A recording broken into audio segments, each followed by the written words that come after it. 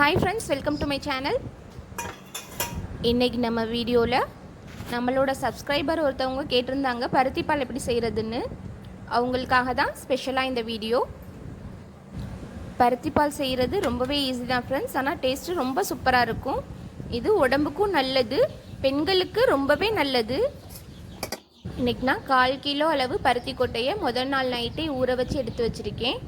அதுக்கு 100 கிராம் அளவு பச்சரிசியையும் தண்ணியில் ஊற போட்டு வச்சுருக்கேன்.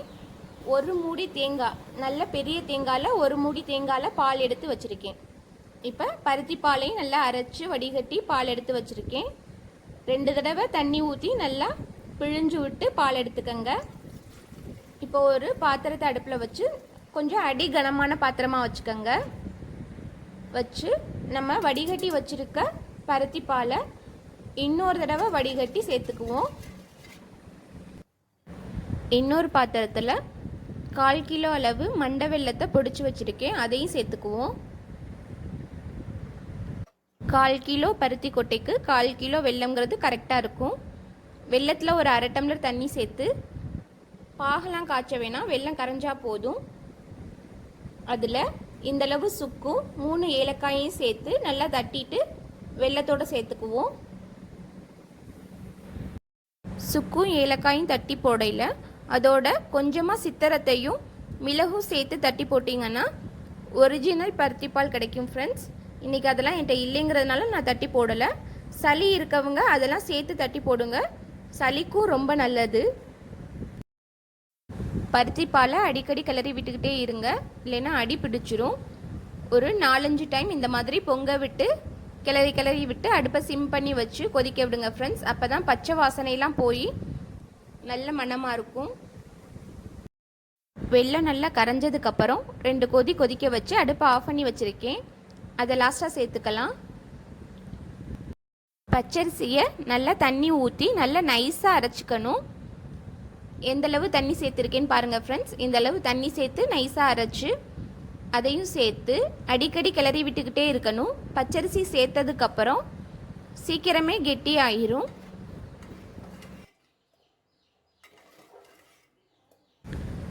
அடுப்பை லோ டு மீடியமில் வச்சுக்கோங்க, அப்போ தான் கெட்டியாகாமல் இருக்கும். இது கொஞ்சம் நல்லாவே கெட்டியாக இருக்கிறதுனால ஒரு 1/2 டம்ளர் தண்ணி சேர்த்துக்கிறேன். அதையும் சேர்த்து நல்லா மிக்ஸ் பண்ணி விட்டுக்கோங்க.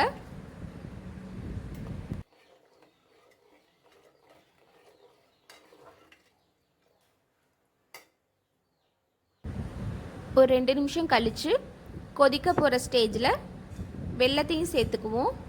வெல்லத்தை வடிகட்டி சேர்த்துக்கங்க.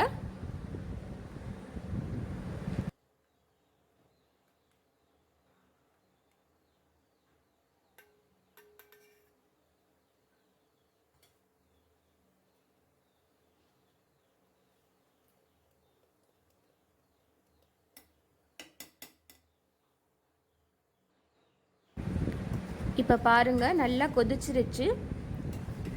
ஒரு 2 நிமிஷம் நல்லா கொதிச்சதுக்கப்புறம் லாஸ்ட்டாக தேங்காய் பால் எடுத்து வச்சுருக்கதை சேர்த்துக்கணும்.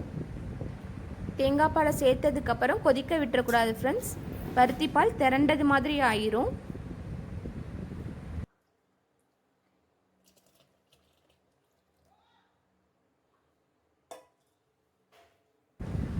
தேங்காய் பால் சேர்த்து கொதிக்க போகிற ஸ்டேஜில் அடுப்பை ஆஃப் பண்ணிடுங்க. இனிப்பெல்லாம் கரெக்டாக இருக்கான்னு செக் பண்ணிக்கோங்க ஃப்ரெண்ட்ஸ். சப்போஸ் பத்தலைன்னா ஒயிட் சுகர் வேணும்னா கொஞ்சமாக சேர்த்துக்கோங்க, கரெக்டாக வந்துடும்.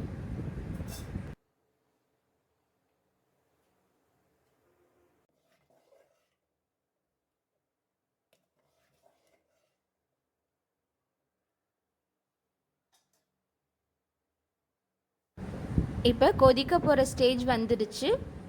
இந்த ஸ்டேஜில் கொஞ்சமாக உப்பு சேர்த்துட்டு அடுப்பு ஆஃப் பண்ணிடுவோம்.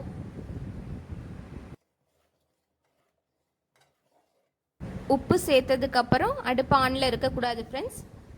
பருத்தி பால் திரண்ட மாதிரி ஆயிரும் தேங்காய் பால் சேர்த்துருக்கிறதுனால. லாஸ்ட்டாக தான் உப்பையும் சேர்க்கணும். அவ்வளோதான், பருத்தி பால் ரெடி ஆயிருச்சு.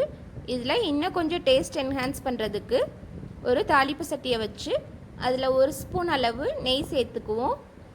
இது ஆப்ஷனல் தான் ஃப்ரெண்ட்ஸ் இந்த ஸ்டெப்பு. இது சேர்த்திங்கன்னா இன்னுமே ரொம்ப வாசமாக டேஸ்ட்டாக இருக்கும் சாப்பிட்றதுக்கு. அதில் கொஞ்சமாக முந்திரி பருப்பும் காஞ்ச திராட்சையும் போட்டு தாளித்து இதில் சேர்த்துக்குவோம். பருத்தி பாலில் தேங்காயும் திருவி போடுவாங்க ஃப்ரெண்ட்ஸ். நம்ம தேங்காய் பால் சேர்த்ததுனால நான் தேங்காய் திருவி போடலை. தேங்காய் திருவி போட்டிங்கன்னா இன்னும் டேஸ்ட் ரொம்ப சூப்பராக இருக்கும். நீங்கள் இதே மாதிரி ஒரு தடவை பருத்தி பால் வச்சு பாருங்கள். இனி வாரத்துக்கு 2 டைம்ஸ் 3 டைம்ஸ் கண்டிப்பாக பருத்தி பால் வீட்டில் செஞ்சுருவீங்க.